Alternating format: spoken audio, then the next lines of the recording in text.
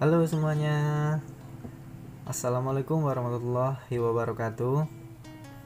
Perkenalkan, nama saya Yuniswar.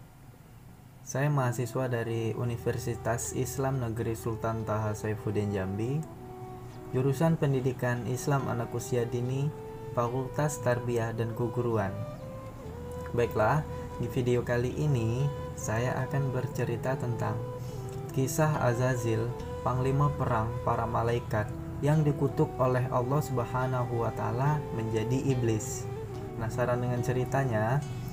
Sebelum lanjut masuk ke ceritanya, ada baiknya teman-teman bantu saya ya untuk like, komen, dan subscribe video saya ini. Oke, kita lanjut. Kisah Azazil, pemimpin panglima perang malaikat yang dikutuk oleh Allah Subhanahu wa taala menjadi iblis.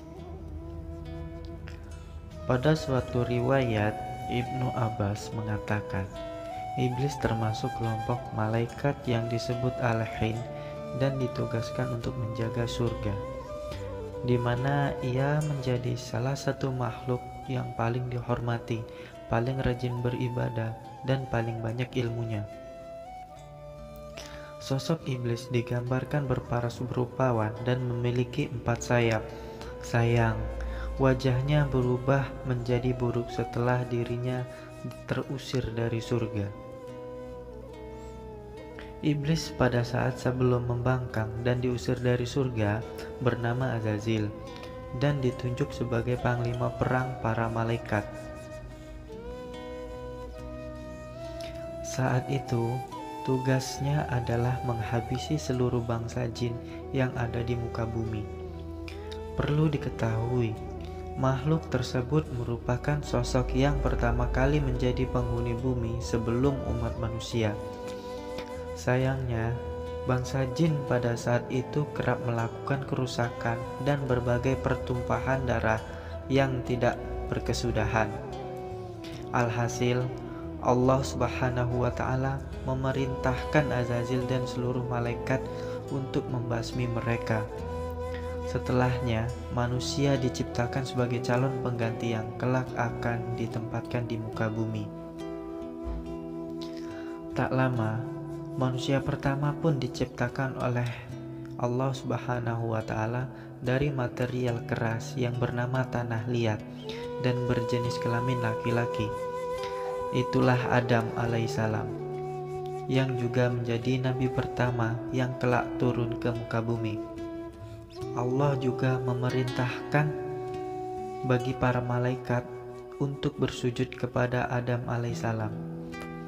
Saat itulah Azazil yang merasa dirinya lebih baik karena terbuat dari api, enggan bersujud dan mengakui keberadaan Adam.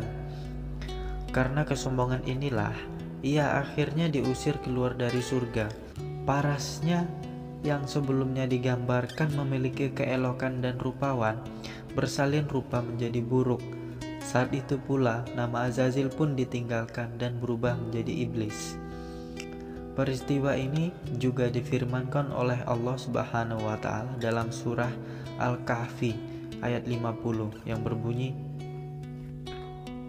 Dan ingatlah ketika kami berfirman kepada para malaikat, sujudlah kamu kepada Adam, maka sujudlah mereka kecuali iblis. Dia adalah dari golongan jin, maka ia mendurhakai perintah Rabb-Nya. hingga saat ini iblis dan keturunannya menjadi penggoda terbesar bagi umat manusia untuk berbuat dosa. Bisa dibilang dia adalah makhluk pertama yang membangkang perintah Tuhan dan menyombongkan dirinya. Alhasil, iblis harus terbuang dan diasingkan dari langit dan kondisi terhina. Saat itulah ucapannya yang terlegendaris keluar dari mulutnya dan direkam dalam surah Shad ayat 79-83 yang berbunyi, iblis berkata, Ya Rabbku, beri tangguhlah aku sampai hari mereka dibangkitkan. Allah Subhanahu wa taala berfirman, Sesungguhnya kamu termasuk orang-orang yang diberi tangguh sampai pada hari yang telah ditentukan waktunya, hari kiamat. Iblis pun menjawab, Demi keperkasaanmu, aku akan menyesatkan mereka semuanya, kecuali hamba-hambamu yang mukhlis di antara mereka. Nah, itulah kisah tentang Azazil, teman-teman, yang dikutuk oleh Allah menjadi iblis. Pesan moralnya, kita sebagai makhluk Allah Subhanahu wa Ta'ala, janganlah sombong terhadap sesuatu yang kita miliki ya teman-teman. Sesungguhnya kesombongan itu hanyalah milik Allah Subhanahu wa Ta'ala. Allah lah maha segalanya. Tetaplah kita taat beribadah kepada Allah Subhanahu wa Ta'ala agar dijauhkan dari keji dan mungkar ya teman-teman. Kerjakanlah apa yang telah diperintahkan oleh Allah dan jauhilah larangannya. Sesungguhnya azab dari Allah Subhanahu wa Ta'ala itu sangat kejam dan sangat mengerikan. Nah, itulah teman-teman, kita sampai di penghujung video ya. Nah, sekali lagi teman-teman yang belum like, komen, dan subscribe, silahkan ya dipencet dulu tombolnya di bawah ini ya. Nah, sebelum saya tutup, sesungguhnya kebenaran itu datangnya dari Allah Subhanahu wa Ta'ala dan kesalahan itu datangnya dari diri saya sendiri. Jadi saya mohon maaf sebesar-besarnya apabila ada kesalahan. Nah, teman-teman, jangan lupa juga di rumah aja ya, stay at home. Lindungilah keluarga kalian dan diri kalian, teman-teman. Demikianlah teman-teman. Wassalamualaikum warahmatullahi wabarakatuh. Dadah teman-teman, ditunggu ya video-video selanjutnya. Bye.